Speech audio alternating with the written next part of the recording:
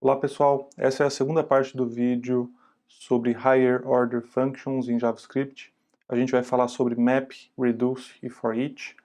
Considero que essas três são um pouco mais complexas do que as outras que a gente falou na primeira parte do vídeo. E se você aprender a utilizar essas funções aqui, a sua vida vai melhorar muito, porque elas são muito úteis, apesar de terem um pouco de complexidade. Então, vamos começar aqui pelo Map. Vamos supor que eu quero retornar esse números aqui, só que eu quero uma cópia dele onde todos os itens estejam multiplicados por 2. Né? Como que eu faria isso? Do jeito tradicional, vai. Faria um for, usando um i igual a 0, i menor que o array.length, e aí ia fazer um i++. E aí eu teria que mudar o resultado aqui, para ser um resultado igual a um array vazio.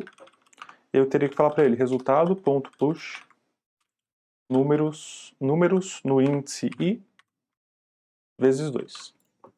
Então, fazendo isso, eu retornaria esse array multiplicado.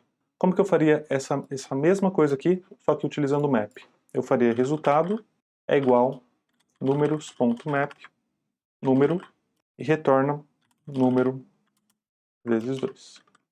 Poderia comentar tudo isso aqui. E pronto, tem o mesmo resultado. Olha só como é mais simples você utilizar uma higher order function desse tipo, ao invés de fazer um for desse tamanho aqui. Ainda mais quando você tem outras condições, outros parâmetros que você precisa utilizar. Uma característica importante do map é que ele não mapeia só o valor do array. Ele mapeia também o índice e ele também retorna para você o próprio array. Então, se eu quisesse fazer aqui um exemplo, né? Poderia retornar o número, poderia retornar o índice que ele está, e poderia retornar até mesmo o próprio array que foi enviado, só para vocês verem. Então, consigo ver aqui que eu consigo retornar o número, o seu índice, e uma cópia do array que foi enviado para ele para trabalhar. Isso é uma funcionalidade que é importante vocês saberem, porque tem casos de uso que às vezes você precisa saber o array que você está trabalhando, ou o índice, né? Então, ele já te dá isso aqui pronto já, não tem muito segredo para utilizar esse tipo de coisa. Um último caso que eu gosto de sempre de mostrar é usando o map para trabalhar com um array de objetos, né? Que é o caso de uso mais comum que a gente tem. Então vamos supor que eu queira fazer uma cópia desse array de estoque aqui, só que eu quero mudar a chave desse array aqui. Ao invés de quantidade, eu quero chamar isso aqui de QTD, por exemplo. Então poderia fazer assim, estoque.map, e aí para cada item, retorna um objeto. Vamos fazer nome é igual item.nome, QTD é igual item.quantidade, e tipo é igual a item.tipo. E aqui, assim, a gente só está mudando o nome desse campo. Então, quando eu faço dessa maneira aqui, a chave do objeto que estava aqui dentro, que chamava quantidade, virou QTD. E se eu quisesse, por exemplo, dividir isso aqui por 2, seria só fazer isso aqui. E aí, lembrando, esse cara aqui, o que ele está fazendo? Ele está passando item a item sobre esse array de objetos e aplicando essa função aqui, né, esse retorno para cada item do objeto. Então ele retorna uma cópia modificada para a gente. Então agora vamos falar um pouquinho sobre o Reduce. O Reduce ele é um pouquinho mais complexo, mas espero conseguir explicar para vocês de uma maneira legal. O Reduce, pessoal, ele espera uma função de parâmetro para ele. Então se eu colocar aqui, por exemplo, resultado é igual números.reduce, ele não faz nada. Por quê? Porque o reduce ele espera uma função que vai fazer o tratamento dos valores que ele vai passar sobre o array. Então ele tem aqui o array de números, o reduce vai passando aqui o valor 1, 0, 1, 2, 3, 4 tal, e ele vai pegando esses valores e vai enviando para uma função que vai ser utilizada para processar esses valores que estão sendo enviados para ela. Então vamos falar aqui, por exemplo, fazer um exemplo prático. Vamos supor que a gente tem uma função de soma, tá? Essa função de soma, ela recebe um valor A e um valor B, e ela retorna o valor A mais B. Então caso eu coloque aqui, por exemplo, soma 2 e 2, ele vai retornar 4, certo? Então é uma função de soma muito simples. O que o reduce vai fazer com essa função aqui? Se eu colocar ela como callback aqui, o que ele vai fazer? Ele vai iterar sobre esse nosso array de números, daí vai passar aqui, valor 10. Aí ele vai mandar o 10 para o soma. Aí vai pegar o 42, vai mandar o 42 para o soma. Aí vai somar 10 com 42. Aí vai mandar o 1, aí vai somar 52, que é a soma desses dois, mais o 1. Por quê? O reduce, além dele receber um parâmetro como função aqui, ele manda também um initial value. Se você não coloca nada, ele vai mandar um valor 0, né? Se eu colocasse aqui, por exemplo, um valor 100, ele ia inicializar o valor A, né? O primeiro valor que ele ia enviar como 100, e aí depois ele ia somando todos os outros valores desse array no 100. Então se eu rodar ele agora, naturalmente, como ele começou com o valor 100, o valor que a gente tem depois é o valor de 501. Vamos colocar uns outros exemplos aqui para vocês, para ver se a gente consegue deixar bem claro como que funciona o reduce. Vamos supor que a gente tem uma função que retorna qual é o maior valor que ela recebeu. Então vou colocar aqui const maior valor, ela recebe um valor A e um valor B. O retorno dessa função é o quê? É um math.max a vírgula B.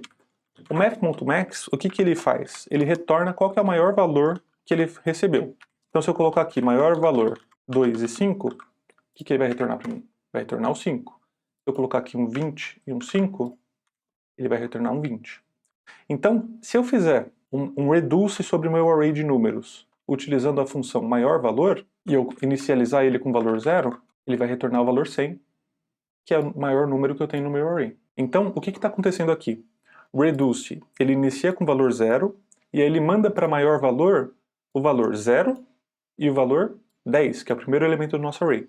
Ele faz a comparação, e o math aqui vai retornar o 10, que é o maior valor. O 10, ele vai para a função acumuladora, então ele vai entrar no lugar desse 0 aqui, tá? Ele vai pegar esse 10 e aí vai comparar com 42. 42 é maior? É maior. Então 42 vai entrar nesse lugar aqui, e aí esse vai ser o valor A na próxima vez. O valor B vai ser substituído pelo número 1. Vai comparar, não vai substituir. E assim vai até chegar ao final do array, e é assim que ele vai funcionar para descobrir para a gente qual que é o maior valor dentro daquele array. Agora, um exemplo mais complexo ainda. Vamos supor que você tem um array, e nesse array você tem elementos repetidos, e você quer remover os elementos repetidos do seu array. Como que você pode fazer isso com reduce? Primeiro, deixa eu fazer aqui vou fazer o números, fazer aqui let const new array é igual números.concat números. Então o nosso new array aqui vai ser um array de números que se repetem. Tem o 10 aqui, tem o 10 aqui, 42, 42, etc, etc. Certo? Como que eu faço com reduce para remover essas duplicadas? Resultado é igual new array.reduce. E aqui, ao invés de definir uma função fora, eu vou fazer a função aqui dentro. Então eu vou colocar aqui acumulador e valor atual, vou colocar um callback aqui. E antes de fazer a lógica da função, eu vou inicializar o meu acumulador com um array vazio. Porque se ele for inicializar com 0 ou com 1, ele não vai funcionar. Então o acumulador ele já vai iniciar como um array vazio, já vai ser definido como um array vazio. Para cada item dentro do meu array, eu quero saber se ele já existe nesse array que foi inicializado aqui. Então eu vou fazer if acumulador includes o valor atual. Na verdade eu quero o contrário disso.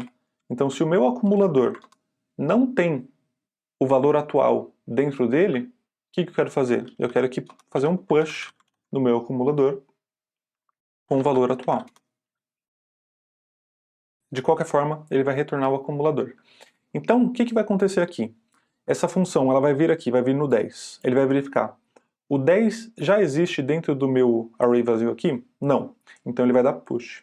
42 já existe? Não. Então ele vai dar push.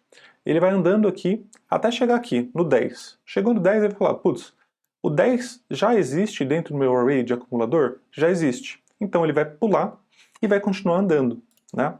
E assim, dessa maneira, quando eu executo essa função aqui, a gente tem o array que tem valores duplicados e o array que o reduce passou e removeu todas as duplicadas. De novo, o reduce ele vai iterando sobre o array, tem essa função acumuladora que é inicializada com um valor vazio e vai fazendo as comparações necessárias para verificar o que você quiser. Seja para somar todos os valores dentro de um array, seja para identificar qual que é o maior valor que está lá dentro, ou seja para remover as duplicadas. Espero que esses exemplos tenham ficado claros.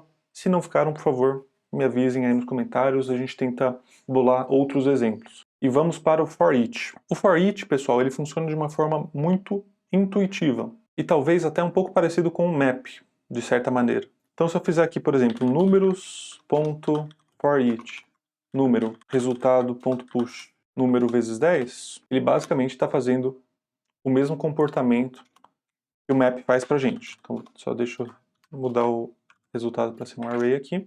Ele tem o mesmo comportamento que o map, né? Porém, o map, lembre-se, ele retorna uma cópia do array para quem está chamando ele, certo? O for each não. O for each ele tá tomando uma ação a partir de cada elemento do array. Então você pode usar, ele é um pouco mais flexível do que o map, tá? A única pegadinha é que o for each ele é feito para trabalhar com coisas que são síncronas.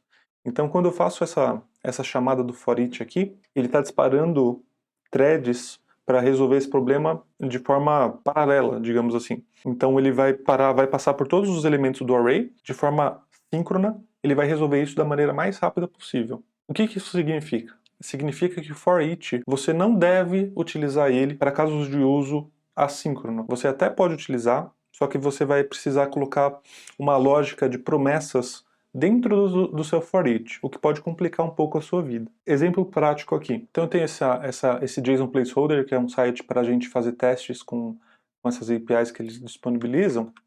Vamos supor aqui que eu quero fazer um for each, né? Vou fazer um post aqui para ele, um get nesse 1 aqui. Preciso importar o node-fetch. Então, ele dá um fetch aqui nessa API. Na API número 1, ele retorna aqui pra gente o user ID 1 aqui, né, o ID 1. Se eu colocar aqui 2, ele tem um outro cara lá, que também tem outros dados. Vamos supor que eu quero usar o meu array de números aqui, e eu quero fazer para cada elemento nesse array aqui, eu quero fazer um post, né, um get nessa API e colocar o resultado dentro do meu array de resultado aqui. Então posso fazer aqui o meu resultado é igual a um array vazio, para mostrar aqui para vocês como que o for each funciona, né? Poderia fazer um números.forEach número, fetch naquele número específico, e aí para cada resposta aqui, eu poderia fazer um resultado.push JSON. Qual que seria o resultado esperado aqui? O meu array de números aqui tem 10 números. O resultado esperado seria que meu resultado terminasse com 10 elementos, 10 objetos dentro dele, certo? Porém, quando eu executo isso, o que acontece? O meu resultado vem vazio. Por quê? Porque o Node, ele executou todo esse código aqui, ele começou a fazer esse processamento do for each, mas ele é um cara, como eu disse, ele é um cara síncrono. Então ele não esperou essa execução desse código aqui terminar para chegar nesse console log aqui resultado. Então ele retornou para mim o resultado antes de terminar essas chamadas que foram feitas com o for each aqui. Então, caso você tenha uma função que é assíncrona naturalmente e você quer iterar sobre um array e fazer consultas a partir desse array, aí a minha recomendação é você usar um for tradicional, tá? Então, se você fizer assim um for número of número, você poderia fazer um let response igual await esse fetch todo aqui. E aí a gente poderia tirar essa anotação de then aqui, porque a gente está usando o await. E a gente poderia fazer um let objeto igual await response.json. E aí sim, fazer um resultado.push objeto. E aí com esse código aqui, comentar isso aqui, aí sim funcionaria. A única coisa que falta é definir que isso aqui está dentro de uma função assíncrona, né? Então vou colocar aqui um const test async é igual async, e aí eu coloco tudo isso aqui dentro desse async, e aí depois eu vou chamar esse teste async aqui. Então posso executar, E aí, pelo vídeo aqui, você deve ter percebido que demorou alguns segundinhos a mais para responder, né? Porque, realmente, com esse for aqui, o for tradicional, que seria igual aquele for let i igual a zero, i menor que array.length, i mais, aí sim ele está, a cada passada nesse array, ele está esperando a chamada ser concluída, para aí sim fazer o push do objeto no nosso resultado. Com for each, isso aqui funcionaria se eu estivesse retornando, fazendo um push num array de promessas, e aí depois esperando todas as promessas que estão dentro desse array concluírem, para aí sim fazer, continuar a execução do meu código. Porém, isso é um pouco mais avançado. No vídeo de hoje eu queria só dar um overview básico sobre essas funções do S6. Né? Então, recapitulando aqui, o map retorna uma cópia do seu array com a função que você enviou para ele, modificando os elementos que estão ali dentro. Isso funciona tanto para um array simples de números ou palavras, assim como para um array de objetos. Né? O reduce, ele é aplicado sobre o array e recebe um valor inicial e uma função que vai ser aplicada sobre aqueles valores. Então ele vai iterando sobre o array e aplicando a função e salvando os valores em uma função acumuladora. E o for each, ele pode ser utilizado a partir de um array também, para tomar ações a partir dos elementos que você tem dentro daquele array, porém ele funciona de maneira síncrona. Então caso você queira iterar sobre um array de maneira usando uma função assíncrona, você precisa usar o for tradicional. O for each não serve para isso, ok? Espero que esse vídeo tenha ficado claro. Se vocês ficaram com qualquer dúvida, por favor, deixem aí nos comentários. E por hoje é isso. Obrigado.